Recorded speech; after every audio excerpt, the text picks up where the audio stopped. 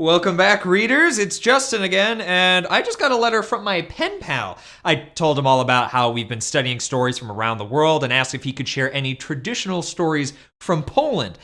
But I'm a little confused by his response, though. He said that it would be, a roll with butter. I mean, that sounds delicious, but I'm not sure what it has to do with stories. Do you think he could be using figurative language? Maybe it's an idiom.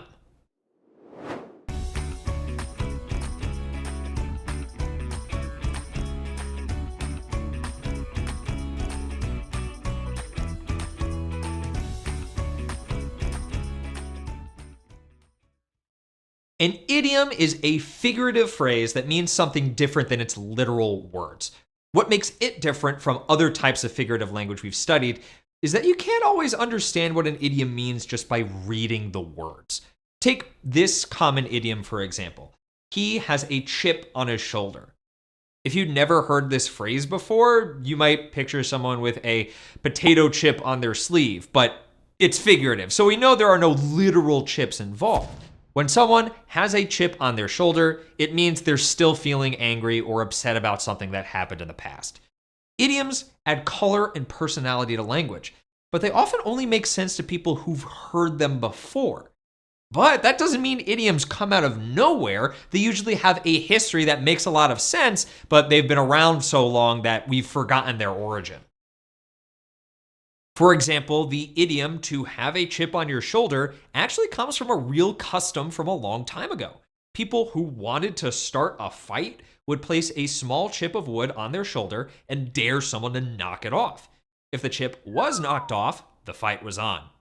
Even though no one walks around with a chip of wood on their shoulder anymore, the phrase stuck around, and it now means someone is holding a grudge.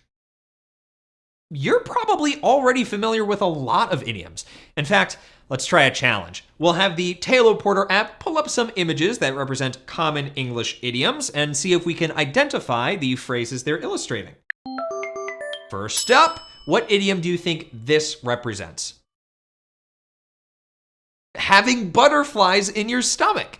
This would be pretty unhealthy if it was a literal situation, but this idiom actually describes the feeling in your stomach you get when you're nervous or full of anticipation. How about this one?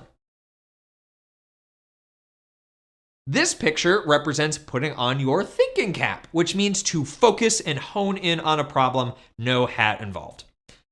Okay, last one. What idiom is this showing? When pigs fly. When something seems impossible, you might say it'll happen when pigs fly. A funny way to say that's never going to happen. Nice job. These idioms are pretty commonly used in English, but did you know that every language and culture has its own idioms? When you hear an idiom from another country, it'll probably sound confusing at first, but to the people who grew up using it, it makes perfect sense. Like, remember my pen pal from Poland? When he said sending me a story was a roll with butter, he meant it would be super easy. We have a similar idiom in English. When something poses no challenge at all, we say it's a piece of cake. In Spanish, someone might say they're on the moon. They're not planning a trip to space, they're saying that they're daydreaming or not paying attention. In English, we might say our head is in the clouds. And in French, instead of saying when pigs fly, they say that'll happen when chickens have teeth. So if idioms are phrases that can't be understood by just reading the words, how do we figure out the meaning of an idiom we don't know? We can use context clues, the hints from what's happening in the rest of the text. Just like how we use context clues to figure out the meanings of unknown words, we can use the context of an idiom to figure out what it means. Let's try it out. And to make sure we don't already know it, we'll have the Teleporter app translate a passage with an idiom common in another language. How about Swedish? Ah, perfect. Two friends are sitting in a cafe sipping hot chocolate on a chilly morning. Suddenly, one of them looks around, eyes wide. "Oh no," she says. "I think I left my backpack at the bus stop." Her friend laughs and points at the bag under the table. "Relax," she says. "There's no cow on the ice." Did you spot the idiom? I wouldn't expect to see a cow in a cafe, on ice or otherwise. So there's no cow on the ice must be the idiom. But what does it mean?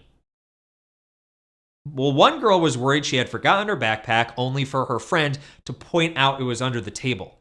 What could she be telling her? Pause the video here and record your inference in your guided notes.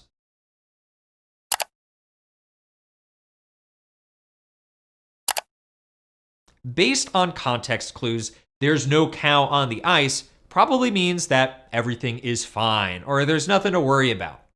See? In context, there's no cow on the ice made much more sense. That's how context clues help us make sense of unfamiliar idioms. Try another one. A common Hindi idiom goes, "That buffalo has gone to the water." Can you use context to figure out what it means? It's late afternoon in a busy marketplace. A girl rushes up to a fruit seller's cart. "Do you have any mangoes left?" she asks. The fruit seller smiles sadly at her and shakes his head. "Sorry, that buffalo has gone to the water. I hardly ever have mangoes left in the afternoon." The girl walks away without any mangoes. Think about the context of the idiom and record what you infer it means in your guided notes.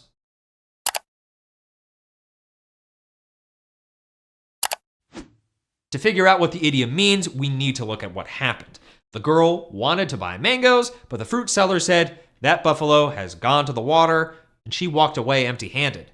The seller didn't have any mangoes left, so she missed her chance to buy them. That means in Hindi, "that buffalo has gone to the water" means it's too late to do something. We have a similar idiom in English. "That ship has sailed." Idioms give us a window into different cultures. People in different parts of the world usually have their own unique idioms because of how they developed. "There's no cow on the ice" is from Sweden, a country where lakes and ponds often freeze in winter. If a cow did wander onto the ice, that could be a real problem. It wouldn't make as much sense for that idiom to come from a place that's warm and tropical all year long.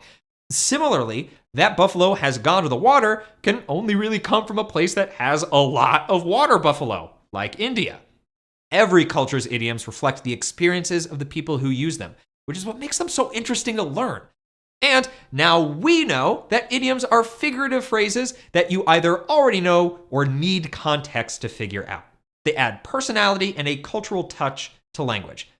Hey, maybe I'll write back to my pen pal and ask him to send some more idioms along with his traditional Polish stories. Remember, words can take you anywhere. Where will they take you next? I'll see you next time.